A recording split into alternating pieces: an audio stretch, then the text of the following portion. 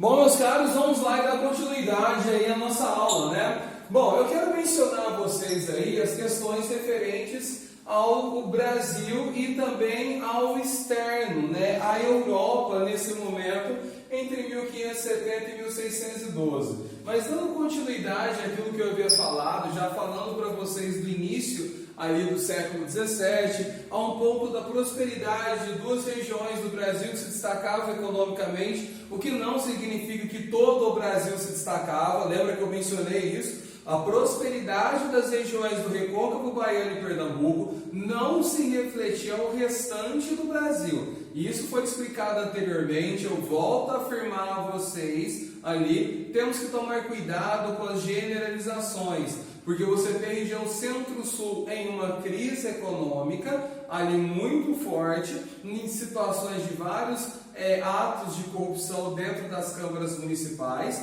Por outro lado também nós temos a região norte com a presença das reduções jesuíticas, e aquilo que era arrecadado de impostos nas reduções jesuíticas não entra para os cofres da Espanha, isso entrava para a Santa Sé, aquilo que entrava era proveniente das regiões de Pernambuco e Bahia, que produzia-se lucros, apesar de prejuízos de alguns membros da região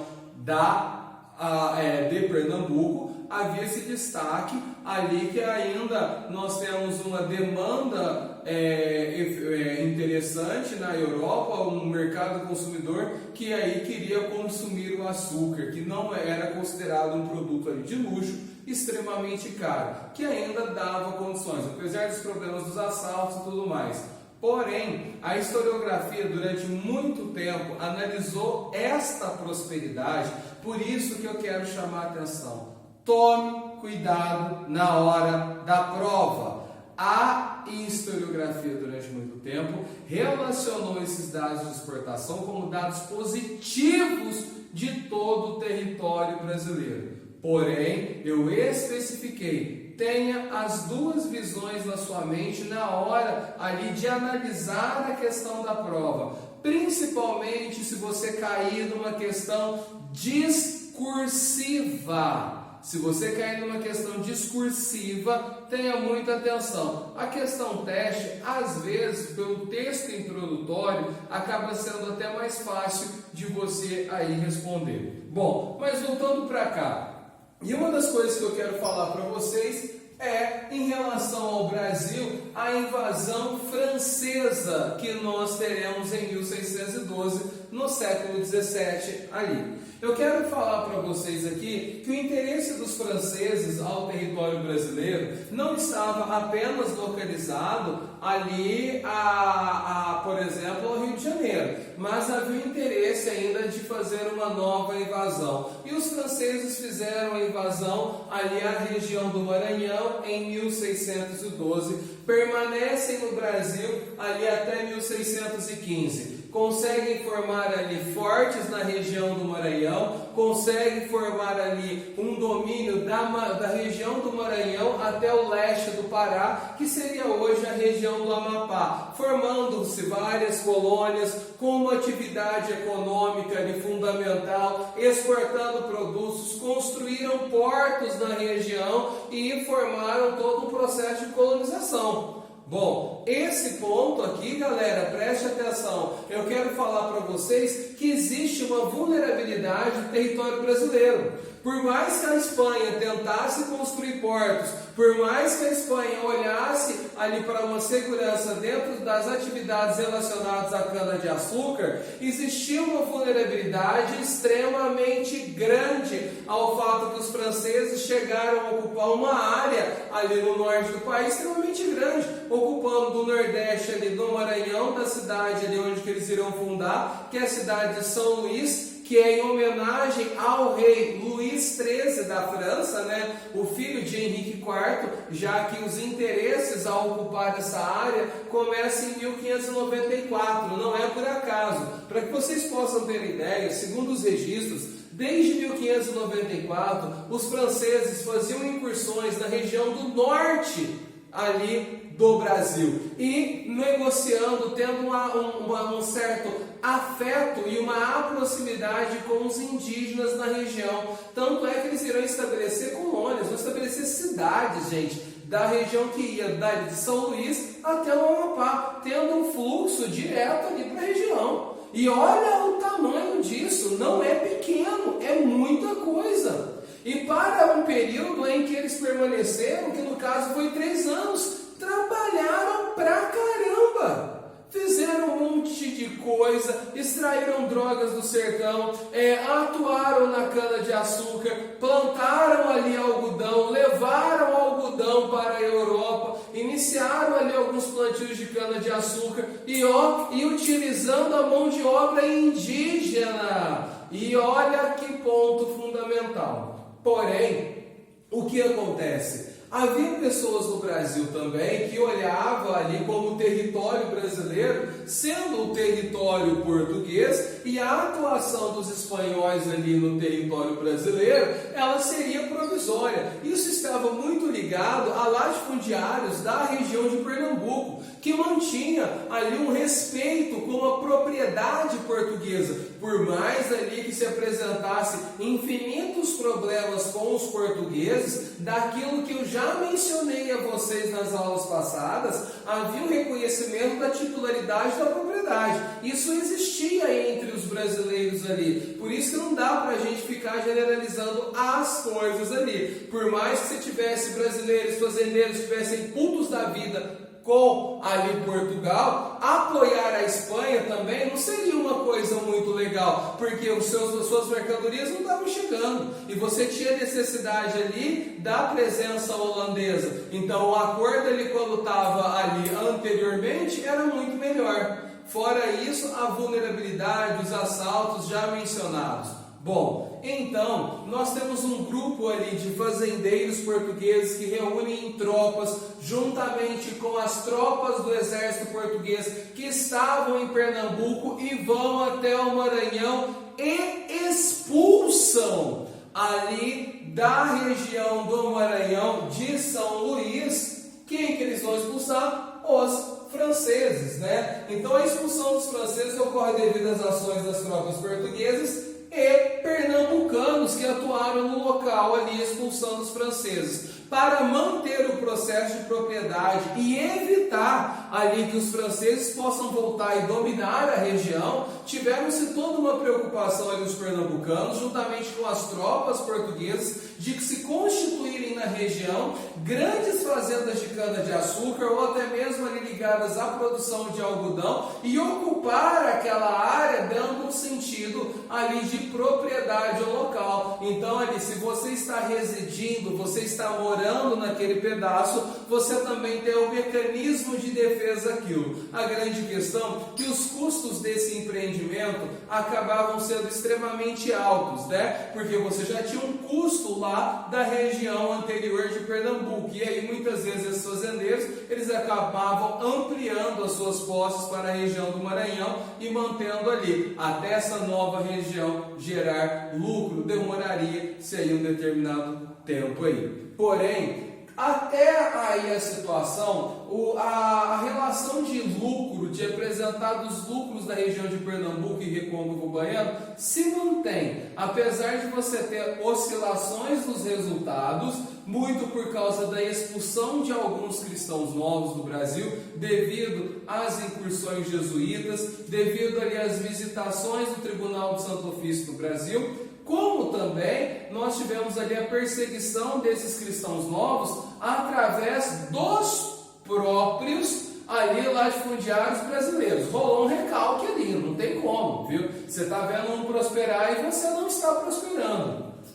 Porém, um fato ocorre, e esse fato, ele é primordial, ele vai mudar a história do Brasil. Ocorre na Europa, mas não tem como eu não mencioná-lo nesse momento. De tamanho é a sua importância, que é a Guerra dos 30 Anos. A guerra que mexe com a Europa e mexe fundamentalmente com o Brasil. A história do território brasileiro é alterada por causa dessa guerra, por causa dos laços que ela vai fazer até o Brasil. Então preste atenção no que eu vou explicar para vocês agora. A Guerra dos 30 Anos, ela ocorre aqui, eu acabei dando uma abreviada, entre o Sacro Império Romano Germânico, o Eleitorado de Brandemburgo e o outro aqui era a Baviera. Bom, essas duas regiões aqui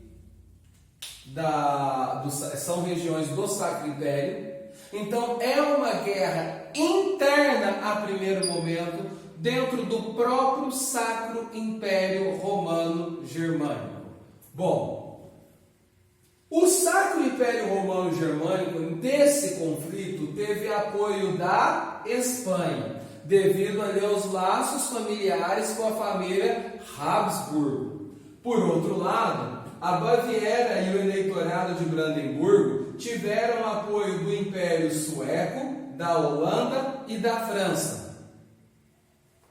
O Império Sueco era um império totalmente anticatólico. Ele é protestante e principalmente com uma forte influência calvinista.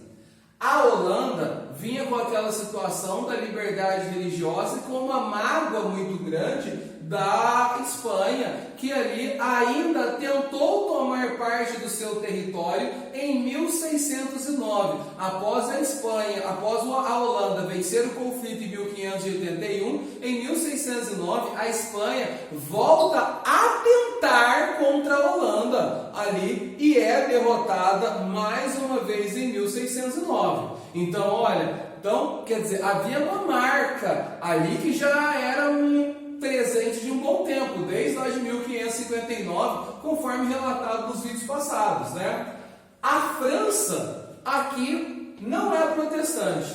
A França, como todo mundo sabe, nessa época, ela é o quê? Católica, extremamente católica.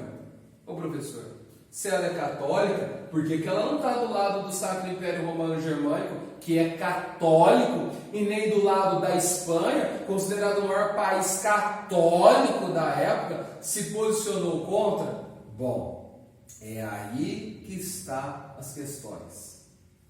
O que acontece? Quais são os motivos desse conflito? Em primeiro lugar, são as guerras de religião entre católicos e protestantes, o que já deixa evidente, tirando a França, o que eu demonstrei para vocês ali do posicionamento dos países. Por outro lado, nós temos a expansão do calvinismo na Europa. O calvinismo na Europa se expandiu e ultrapassando o número de adeptos ali ao protestantismo luterano. Aqui eu quero chamar a atenção de vocês para um documento que havia sido assinado no ano de 1555. Em 1555, o imperador do Sacro Império Romano Germânico, dentro daquelas situações dos conflitos de religião, ele assinou um acordo que no caso seria a Paz de Augsburgo. A Paz de Augsburgo. O que era a Paz de Augsburgo? Ela determinava que para as regiões do Sacro Império Romano Germânico poderia se escolher em pertencer ao catolicismo romano ou ao luteranismo. Dava a oportunidade de escolha e isso ficaria definido pelos senhores de cada reino. Então, o Sacro Império Romano Germânico era formado por vários reinos, do qual eu tenho um imperador que governa todos eles, porém, ele dá liberdade para que cada um dos reinos escolha o seu posicionamento religioso oficial, que no caso, ou seria católico ou seria protestante luterano. Só existia essas duas opções. Apesar de existir reinos luteranos, a quantidade de católicos era muito maior ali. Mas para se evitar um conflito de grandes proporções, o Sacro Império Romano Germânico, através de Carlos V, naquela época, em 1555, definiu-se dessa forma. Ué, professor, então qual é o problema agora em 1618? É que a Baviera e o eleitorado de Brandemburgo querem o quê? O calvinismo. Não querem o luteranismo, querem o calvinismo. E aí, isso era inadmissível por causa do documento da Paz de Augsburgo. Ou é católico ou é luterano. O calvinista não pode, e os caras querem o calvinismo. Bom, por outro lado aí, nós temos que falar dos franceses. Qual é o interesse da França nessa guerra, sendo um país católico, se posicionar ao lado dos protestantes? O interesse da França é em se tornar a maior potência da Europa, desbancando o Sacro Império Romano Germânico. A França via-se numa situação desse conflito extremamente complicada, sendo obrigada a se posicionar. Por qual razão? A família Habsburgo, ela tinha laços na Espanha. A Espanha faz fronteira com a França. Do outro lado, na sua faixa leste, a França faz fronteira com o Sacro Império Romano Germânico. Então ela precisa escolher ali um lado. E na realidade, tanto a Espanha como o Sacro Império Romano Germânico estão do mesmo lado. E historicamente, a região do Sacro Império Romano Germânico é inimiga da França, assim como a França não se dá bem com a Espanha. Ela resolve fazer o que a França? Se posicionar a favor das duas pequenas regiões que querem ser calvinistas, a Baviera e o eleitorado de Brandemburgo. Tá feito o pau aí agora. Essa guerra vai movimentar inúmeras regiões da Europa, fora essas que eu estou relatando aqui. Aí vem o ponto fundamental.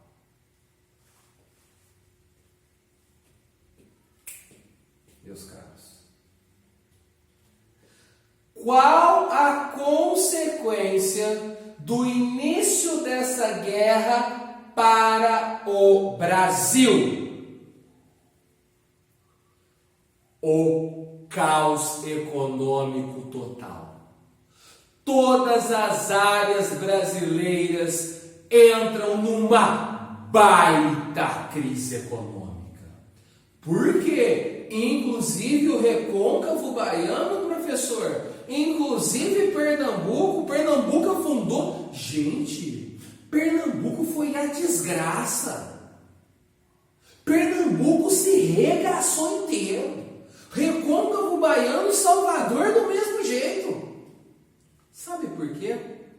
Porque a Europa em conflito deixa de comprar o açúcar brasileiro. Mesmo sendo um produto que o Brasil tinha tecnologia de produção e tal, o que você precisa para sobreviver? Açúcar, que é um mecanismo supérfluo para adoçar ali a comida, a sobremesa, ou comida de verdade na hora da guerra adoçada pelo sol? Comida, velho! A coisa mudou, você precisa de fumo. O fumo ali é um negócio para distrair? Não! Agora é arma e comida de verdade. Então ali não tem necessidade de comprar mais do Brasil. Gente, a produção de açúcar despenca porque a Europa não estava comprando.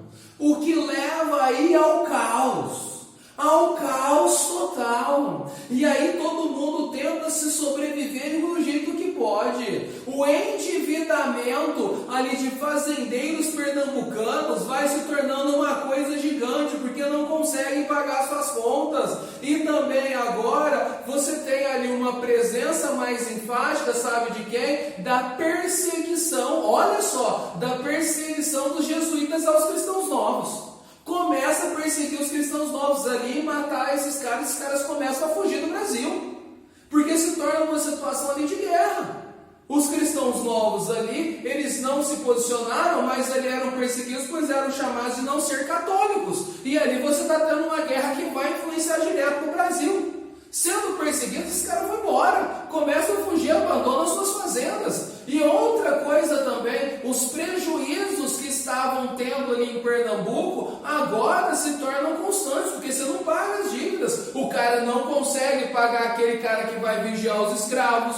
Os escravos ali começam a ter, de certa maneira, uma flexibilização na sua proteção e começam a emendar um fluxo de pessoas fugindo dessas fazendas, porque aquele que tinha que fazer a vigia não está fazendo. Vai aumentando um caos total ali em cima disso. Olha como a Guerra dos 30 anos vai proporcionar uma mudança no século XVII no Brasil, que agora eu vou aprofundar em alguns aspectos para vocês aí no próximo vídeo. Beleza, gente? Muito obrigado a todos!